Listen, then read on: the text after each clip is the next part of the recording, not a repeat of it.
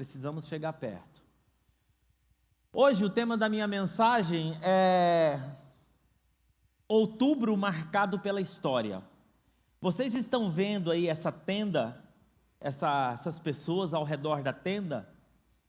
Essa imagem é uma imagem da Igreja do Nazareno na sua criação. Essa foto foi tirada em 1908. Em 1908. Colossenses, o texto que eu vou ler é Colossenses no capítulo 3. Eu vou ter os textos aqui. Mas a palavra de Deus diz lá em Colossenses, ele termina o capítulo 3 dizendo o seguinte: tudo que fizerdes, fazei em nome do Senhor Jesus Cristo.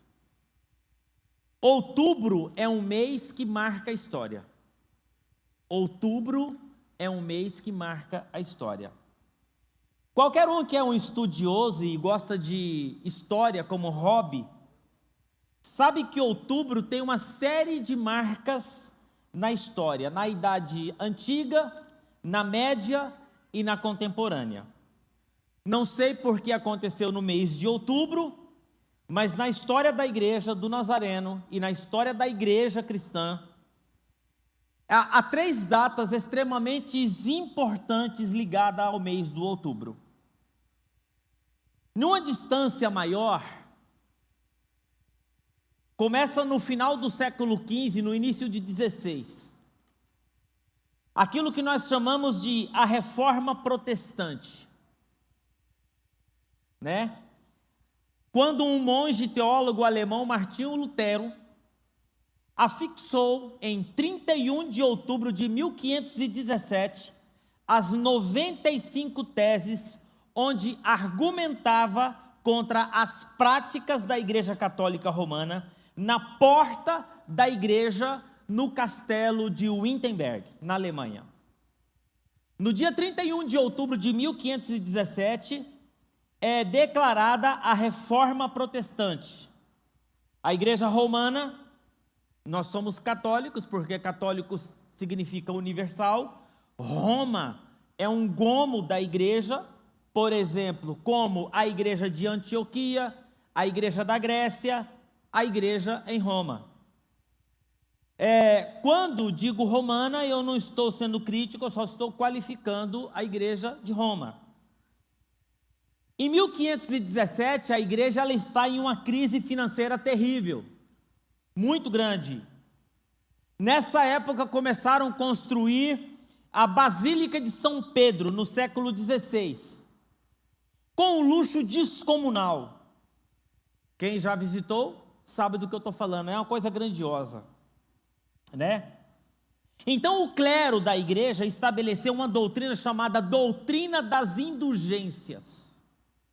Pastora Márcia, ela deu uma ensino hoje no culto das 7h30 da manhã, extraordinário, sobre as indulgências, né?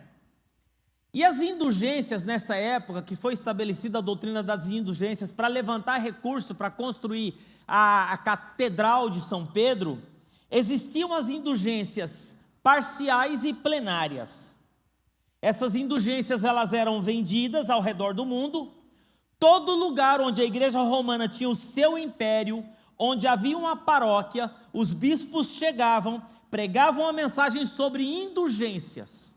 Se fazia o apelo dizendo o seguinte: qualquer pessoa que comprar uma indulgência, parcial ou plenária, Padre Paulo, eu coloquei uma referência aqui, ele falando sobre a indulgência, ele diz o seguinte: se for parcial a indulgência que você comprasse, era durante toda a sua vida.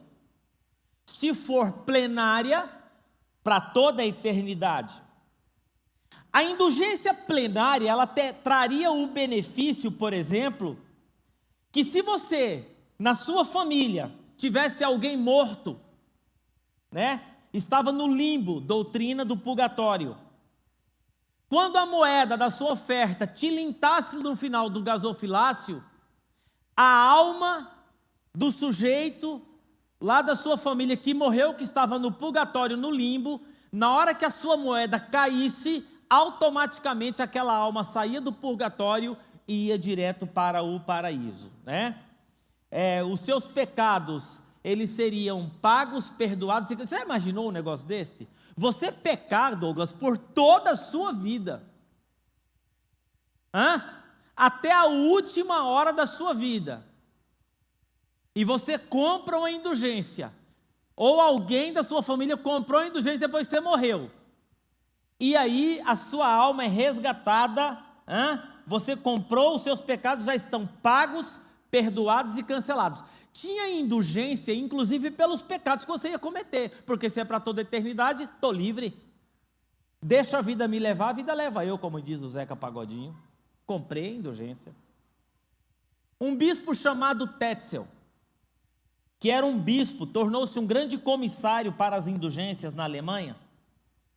Esse bispo chamado Tetzel, ele chega na cidade de Wittenberg, onde Martinho Lutero ele era o pároco daquela catedral. Ele prega a mensagem sobre as indulgências. E ao pregar a sua mensagem, Martinho Lutero volta para a sua paróquia, e Martinho Lutero escreve as 95 teses, e ele crava na porta da igreja. O que é 95 pontos? 95 pontos pelos quais ele não aceitaria a doutrina pregada pela igreja romana. Para quem conhece a história sabe que isso desencadeou um movimento paralelamente político. O rei Carlos da Alemanha banca a ação de Martinho Lutero e acontece aquilo que os historiadores chamam de a segunda maior revolução da história. Com a revolução religiosa vem a revolução cultural.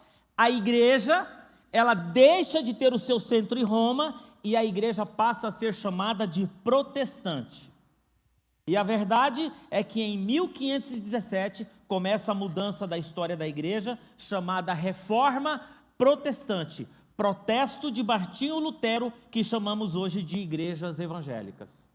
31 de outubro tinha que estar no coração e tem que estar no coração dos nossos filhos. Os nossos filhos não podem chegar no dia de 31 de outubro e ficar preocupados com a fantasia de bruxa que eu vou colocar para ir para a escola.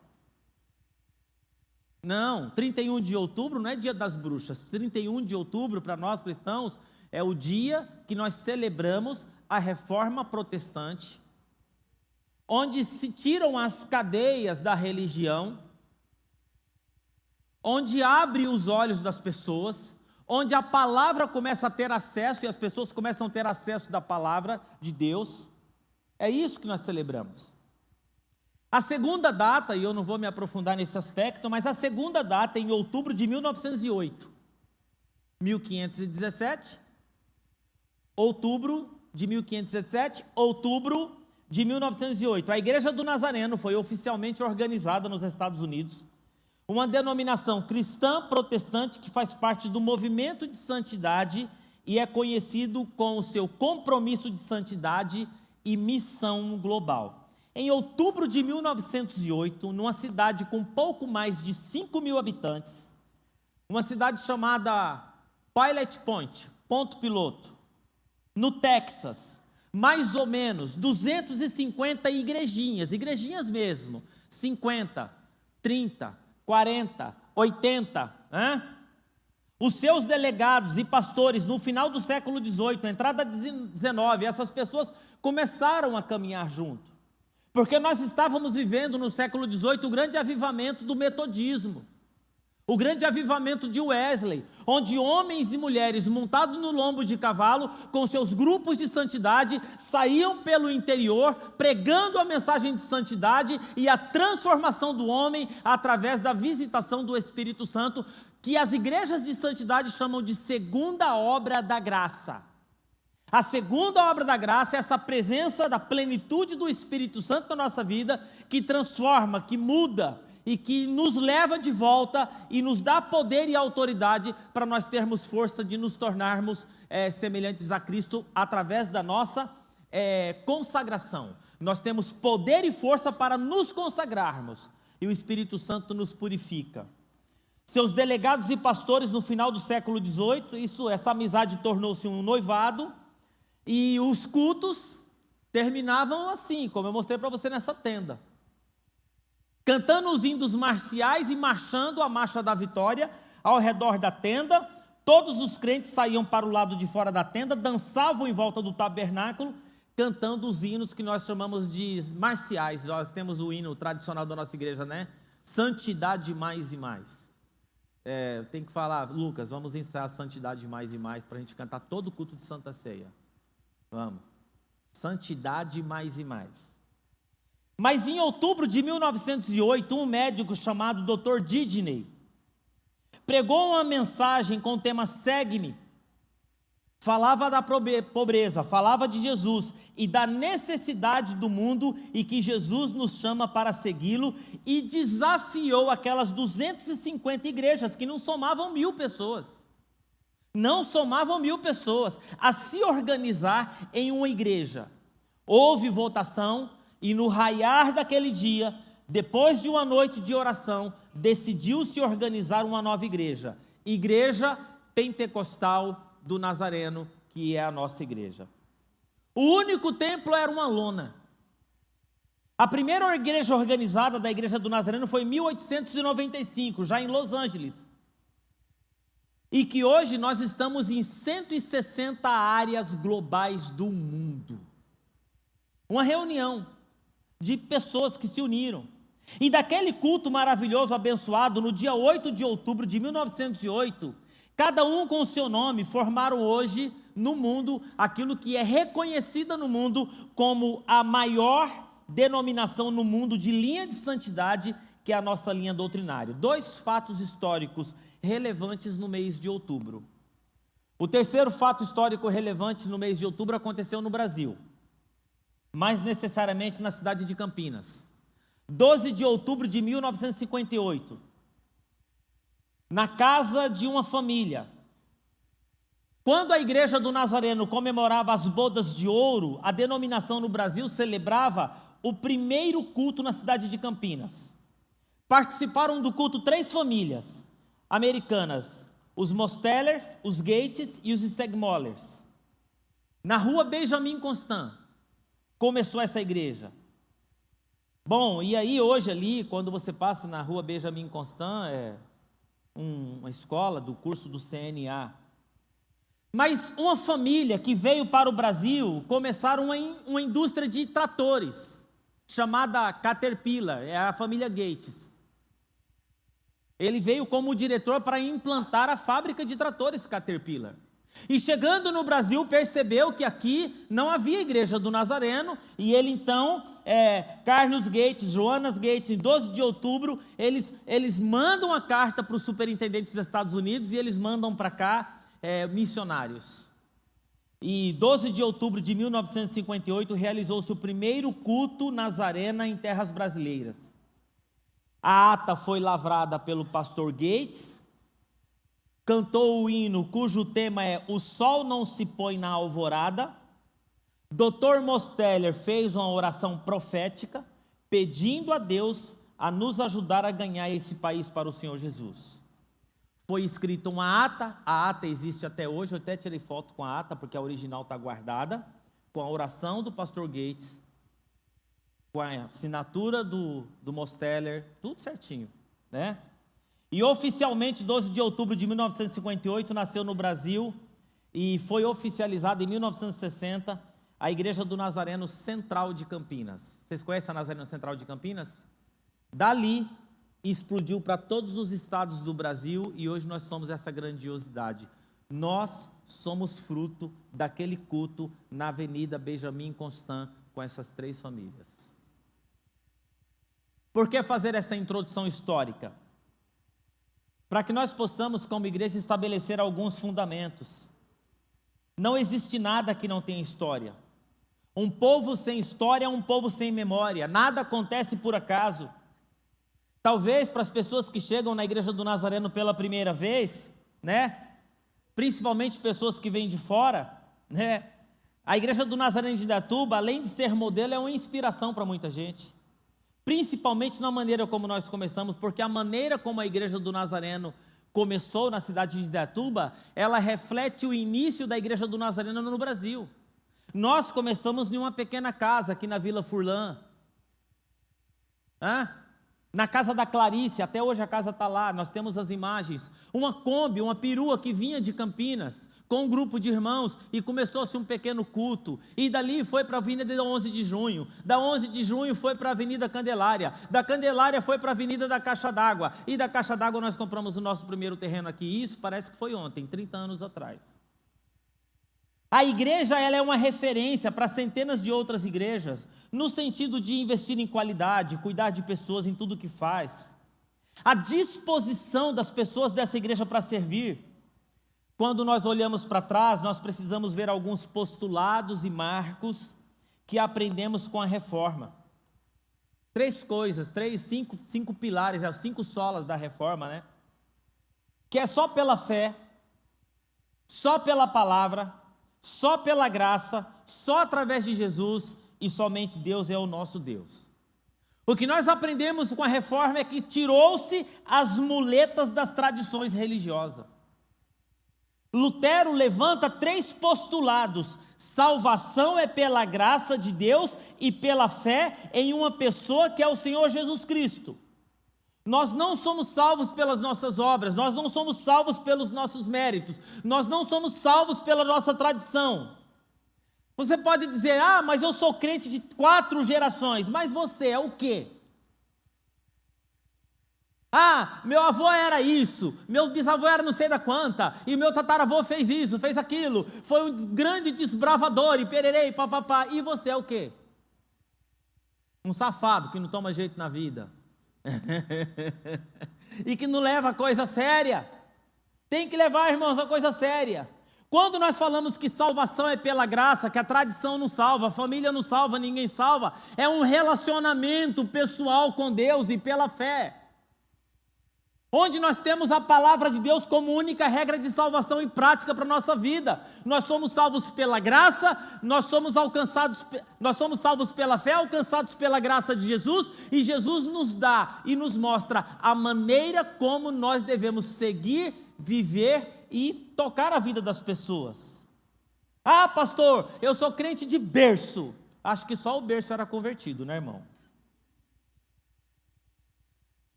Para onde nós voltamos quando nós olhamos a história da reforma protestante e nós como igreja do Nazareno, igreja de santidade? A igreja do Nazareno se definiu pela sua simplicidade. Nós somos uma igreja simples. Nós somos uma igreja do povo. Nós, como igreja, procuramos a simplicidade espiritual que havia na igreja primitiva do Novo Testamento.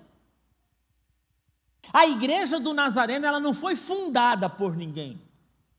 Não é alguém que teve uma luz lá, vou começar uma igreja. Eu estou infeliz com essa denominação, eu quero começar uma nova denominação. Não.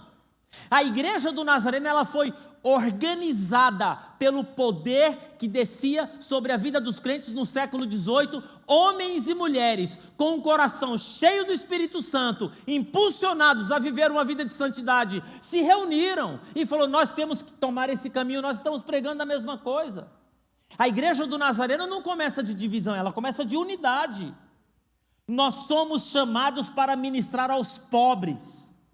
Nós somos chamados a ministrar aos desprezados.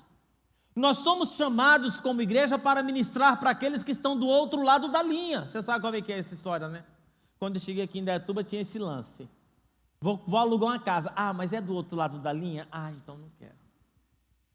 Lá em Sorocaba tem até esse negócio, além linha, além rio, além não sei o que, além o quê? Não, do outro lado, e aí do outro lado da linha, já notaram? E era assim, porque do outro lado da linha definia a cidade, do outro lado da linha estão os pobres, do outro lado da linha estão os bairros mais ruins, do outro lado da linha a vida ali é mais difícil, e do lado de cada linha está o povo da farpa. Mesmo que for de faz de conta, né? Tudo cartão de crédito. Você pendura, só cartão de crédito cai do bolso. Farpa que é bom nada. Hoje inverteu, porque nós sabemos que é do outro lado da linha que o negócio está acontecendo. Do lado de cada linha, pessoal. Quando o doutor Mosteller orou, e nós temos a ata da oração, ele orou para que o Senhor nos ajudasse a ganhar o Brasil para Jesus. De repente a igreja cresce. Aquele pequeno culto se torna centenas de igrejas ao redor do Brasil. Só no nosso distrito nós somos 90 igrejas. De repente a igreja prospera. De repente a igreja começa a se tornar um nicho, né? Nicho de que todo mundo deseja. Ela é desejada pelos políticos. Às vezes pela sociedade. A igreja é desejada hoje no nosso tempo. A igreja, todo mundo está de olho em cima da igreja. Mas nós vamos nos ancorando nessa igreja sem saber qual é o seu objetivo. Nós não queremos ser uma igreja a mais, com todo respeito às outras igrejas. Nós não queremos ser parecida com as outras. Eu gosto da frase do Robert Schuller. Uma igreja não pode ser tudo para todo mundo. Então a nossa igreja é uma igreja de linha de santidade. É uma igreja de tradição cristã, da reforma protestante. Nós somos essa igreja. Nós não somos uma igreja neopentecostal. Nós somos uma igreja de tradição bíblica. Nós temos uma mensagem definida, nós temos um objetivo definido. Qual é o nosso objetivo definido? Fazer discípulos à semelhança de Cristo e apresentar cada pessoa perfeita para o Senhor Jesus Cristo. O nosso lema não é santidade mais ou menos, o nosso lema é santidade mais e mais. Queremos crescer mais, evangelizar mais, amadurecer mais na fé, sabendo que nós somos como a relva do campo, que nasce hoje, cresce, amanhã seca e está na fornalha. Tudo isso para nós, lembrando que nós somos uma igreja que nós caminhamos debaixo de integridade, compromisso com Deus, de santidade, de ajuda, de apoio, de sacrifício. Nós não negociamos a igreja com ninguém, irmãos. Igreja não está aberta para negócio, e nem para política, e nem para político nenhum. A igreja não está aberta para negócio. Então, o que acontece? Nós devemos cuidar para que o nome da igreja não navegue por águas que nós não navegamos. E quando eu começo a ver como Deus trabalha de forma sobrenatural, eu olhando para a igreja e olhando esse momento que nós estamos passando como igreja local, que é extraordinário, batizamos 40 pessoas, a Raquel está levantando os números, dia 19, agora daqui a 2 semanas, nós temos outro batismo, orquestra crescendo, coral crescendo, o nosso ministério de música crescendo, obreiros, voluntários, hoje nós já ultrapassamos a casa de 517 voluntários servindo na comunidade. Agora nós precisamos começar a servir para fora, olhar para fora. Eu fui para o texto de Paulo aos Colossenses no capítulo 3, que pode nos dar uma boa orientação de como nós devemos caminhar como igreja. Paulo, Colossenses no capítulo 3, Paulo encoraja os cristãos de Colossos a verem Jesus como centro de tudo aquilo que existe. Ele diz assim: revesti-vos como eleitos de Deus, santos, amados, de entranhas de misericórdia, de benignidade, de humildade, de mansidão, de longanimidade, suportando uns aos outros em amor, perdoando-vos uns aos outros em amor. Se alguém tiver queixa contra o outro, assim como o Cristo vos perdoou, assim fazei vós também. Então Paulo aqui, escrevendo aos Colossenses aqui, eu acho extraordinária. Porque quando nós lemos aqui a carta de Paulo aos Colossenses, nós precisamos entender uma lei que é chamada de lei da causa e do efeito. A causa, por quê? Por causa da ressurreição de Jesus, produziu um efeito na nossa vida. E se você for ler lá em Efésios no capítulo 1, você vai ver qual era o estado da sua vida antes de Cristo entrar nela. Lá em Efésios capítulo 1 diz assim que nós estávamos mortos nos nossos delitos e pecados. E nós fomos ressuscitados juntamente com Cristo. E a lei da causa do efeito é por causa da ressurreição de Cristo. Porque Cristo ressuscitou, eu fui ressuscitado. Por quê, pastor? Porque eu estava morto nos meus delitos e pecados. E morto não pode se conectar com Deus. Então, se eu ressuscitei em Cristo e eu sou nova criatura, Jesus me religou com Deus. Daí vem a palavra religião, religare. Jesus, ele é o meu irmão mais velho. Deus, ele é o meu pai. Deus é o meu pai. Então, olha só. Então eu não tinha vida, então eu não podia me comunicar com Deus. Deus não se comunica com morto. Então, olha só, nós ainda vivemos na carne, mas Paulo aqui, né, ele dá alguns conselhos, ele começa a falar sobre essa nova vida do ressuscitado. E nós, como igreja, esse tempo que nós estamos vivendo aqui, Paulo fala assim, nós temos que buscar as coisas que são de cima. Nós temos que falar das coisas que são de cima. Nós temos que pensar nas coisas que são de cima. Nós temos que nos revestir, né? E ele vai falando de humildade, benignidade. E aqui ele começa a falar sobre coisas que nós... Ele fala de coisas que nós devemos nos despojar. E depois ele fala de coisas que nós devemos nos revestir. Mas a primeira coisa que eu queria falar para você, que como comunidade nós precisamos ter nesse tempo, é misericórdia. Olha o que ele fala aqui, revesti-vos, pois, como eleitos de Deus, com santos entranhas de misericórdia. Entenda uma coisa, irmão, como comunidade, como família, um dia nós vamos falhar. Todos nós vamos falhar um dia, falhas maiores, falhas menores. E quando a pessoa falhar, ela precisa da igreja mais do que quando ela estava tudo certo. A igreja, ela não é o clube dos perfeitos. A igreja, ela é a associação dos mutilados e feridos. Quem aqui gostaria de ser tratado de forma assim, ou teria coragem de fazer uma oração tipo, Senhor, eu quero que o Senhor me julgue hoje, por todos os pensamentos, vontades, desejos que eu tive, né? Situações assim que eu intentei o mal contra alguém, pensei em vingar, eu quero que o Senhor me julgue conforme a sua justa justiça. Quem teria coragem de fazer uma oração dessa? Eu não tenho. Eu não tenho. O que eu quero? Eu quero graça e misericórdia. Quem quer graça e misericórdia que levanta a mão? Pronto. Se alguém falhar, o que é que o texto diz? Suportai-vos uns aos outros em amor. Nessa igreja nós não convidamos as pessoas para sair, nós convidamos o mais ímpio e pecador para entrar, e todos são muito bem-vindos na casa do Senhor, amém, irmão? Todos são muito bem-vindos, não importa quem, o que fez, o que tem, o que não tem, onde mora. Sabe o que a palavra de Deus diz? Na casa do meu pai as muitas moradas, e aqui também tem muitos assentos para todos aqueles que queiram chegar em nome de Jesus. Nem todos vamos amar com a mesma intensidade, mas vamos suportar em amor. A igreja não cabe a palavra vingança. Quando a ira entra no vocabulário da igreja, a palavra de Deus diz, irai-vos, mas não pequei. Não pequeis. 5 minutos de oração, meu irmão, acalma 5 dias de tribulação. 5 minutos de oração, às vezes, acaba dias de deserto. A oração acaba com dias de vergonha. A igreja, ela tem essa função. E sabe o que Paulo diz depois? Ele fala assim, e tudo o que fizerdes, fazei em nome do Senhor Jesus.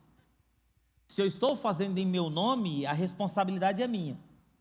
Agora, se eu estou fazendo no nome do Senhor Jesus, a responsabilidade é dele, porque ele é o dono da igreja, eu não sou dono da igreja, é Deus que você acha que são as minhas habilidades cognitivas, emocionais, intelectuais, que mantêm essa igreja? Você acredita nisso? Não, irmão, é Deus. Eu sou filho de carroceiro, guarda de serraria, entendeu? Homem simples. Aqui é a graça de Deus nas nossas vidas.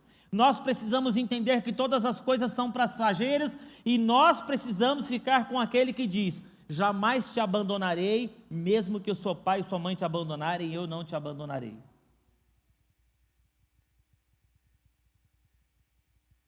Que o que o Senhor colocar nas nossas mãos como igreja seja um instrumento, não de condenação na vida das pessoas, mas de vida, porque a palavra de Deus diz que nós vamos ter que prestar contas diante de Deus, viu, pastores? Viu? Nós vamos ter que prestar contas diante de Deus. Pastor, mas todo mundo não vai prestar conta diante de Deus? Mas cada um vai prestar conta conforme lhe foi confiado. Eu vou prestar conta diante de Deus como pastor. Eu vou prestar conta como pai, como marido, mas eu vou prestar conta também como pastor de rebanho.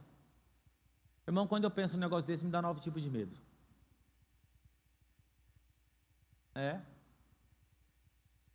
Todo mundo que faz o uso dessa plataforma e desse altar, a Bíblia diz assim que nós vamos prestar contas diante de Deus.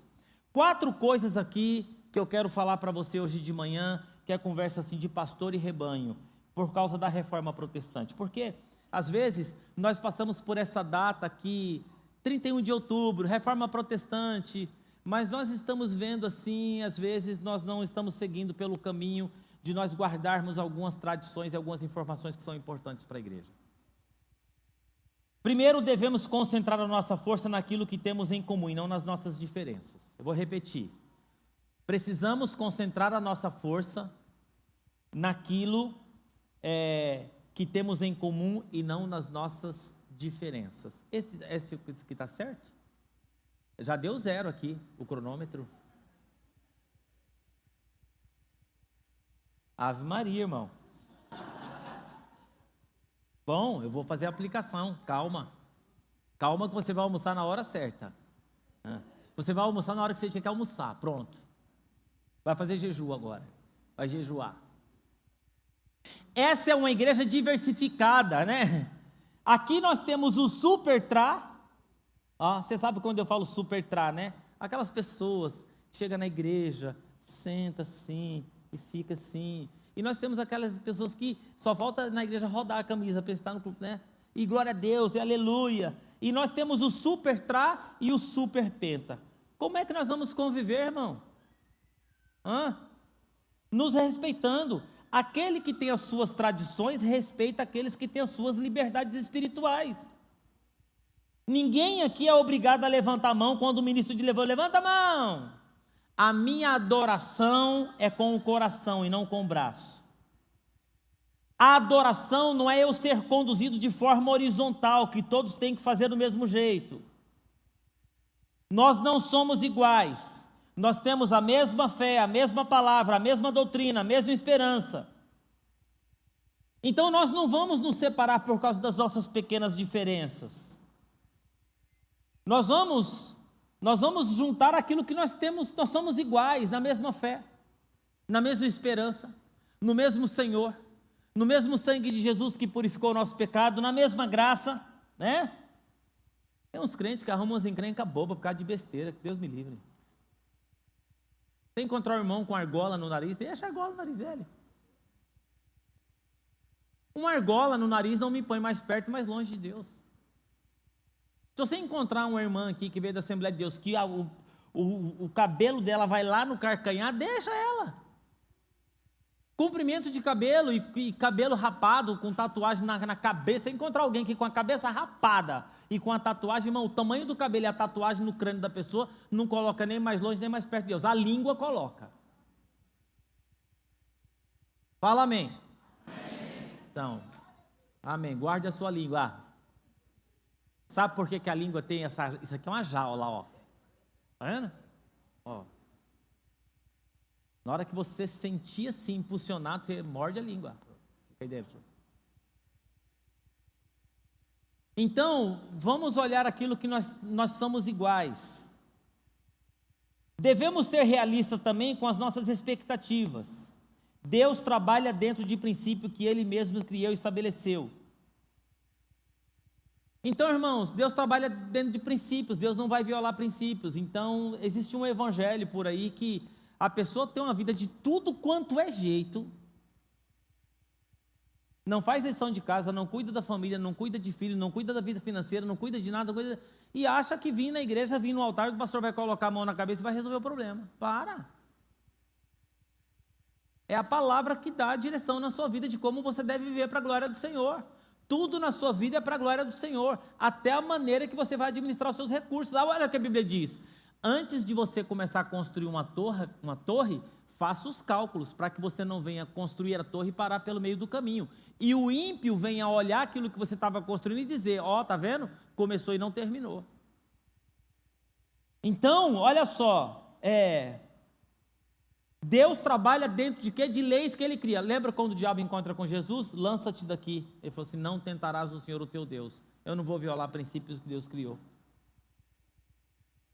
Outra coisa, prefira incentivar ao invés de criticar. Olha só o que Paulo fala, cara, aos Filipenses, que coisa maravilhosa. Quanto ao mais, irmãos, tudo que é verdadeiro, tudo que é honesto, tudo que é justo, tudo que é puro, tudo que é amável, tudo que é de boa fama, se há alguma virtude, se há algum louvor nisso, pensai. Cara, a receita está aqui, irmão. Novembro está começando e você tem que começar como? Tudo que é bom, tudo que é amável, tudo que é de boa fama, tudo que constrói, tudo que edifica, tudo que traz paz. Você vai começar a construir aí aquilo que você quer para o mês de novembro, cara, conforme você vai profetizando sobre a sua vida. A palavra de Deus não diz que as nossas palavras têm poder de vida e têm poder de morte? Você não precisa pagar 10 mil reais para um coach falar isso para você. Está aqui. Aí o coach vai falar para você: você vai fazer uma aliança comigo hoje. Você vai fazer todos os dias uma lista de coisas positivas que você vai fazer todo dia você vai começar a mudar a sua vida.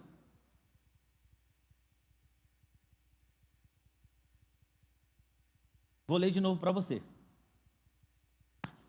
Quanto ao mais, irmãos, tudo que é verdadeiro, honesto, justo, puro, amável, tudo que é de boa fama, se há alguma virtude, se há algum louvor nisso, pensai. Então deixa eu dizer, para de você compartilhar lixo da internet.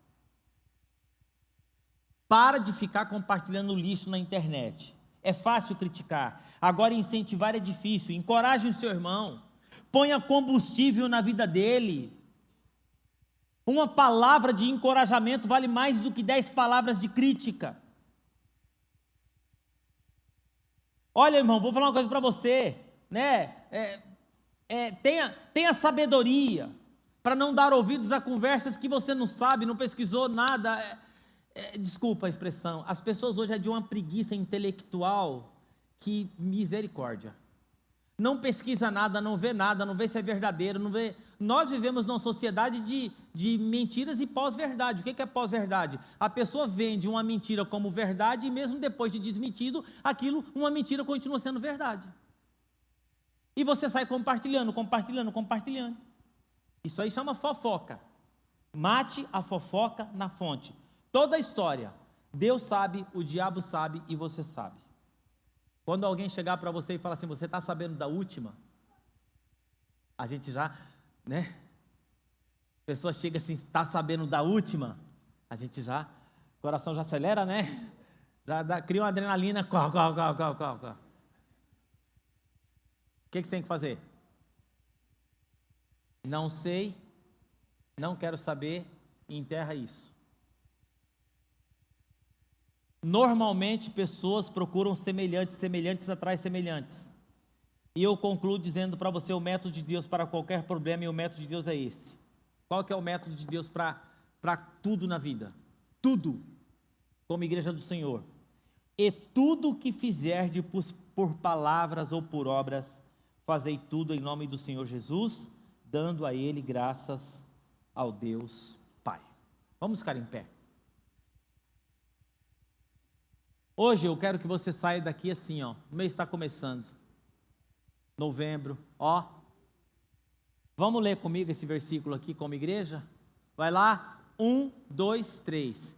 E tudo o que fizerdes por palavras ou por obras, fazei tudo em nome do Senhor Jesus, dando por ele graças a Deus Pai.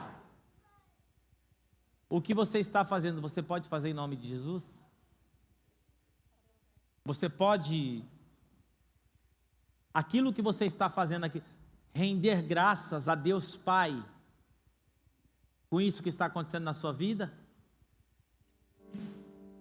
Você está sofrendo um abuso relacional lá. O que você vai fazer com isso? Você vai continuar? Vai continuar abusando? Vai continuar sendo abusado?